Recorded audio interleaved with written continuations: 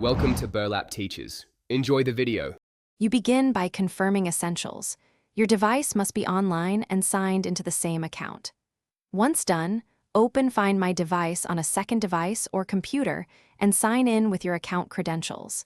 Make sure two-factor authentication is available and ready to approve. Without it, you cannot complete the unlock flow.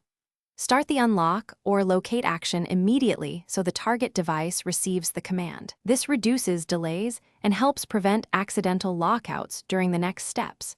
You now select the device in Find My Device and choose the unlock action. This is the core step that sends a remote override. When prompted, re-enter your account password to confirm identity and comply with security checks. Next, approve the two-factor authentication prompt on a trusted device or type the code from your Authenticator app. This proves it's really you. Wait for the system to push the unlock packet. Keep the device online and close to a reliable network while the command processes. Once the unlock command completes, check the device screen for access and perform a quick restart if the interface is slow to respond.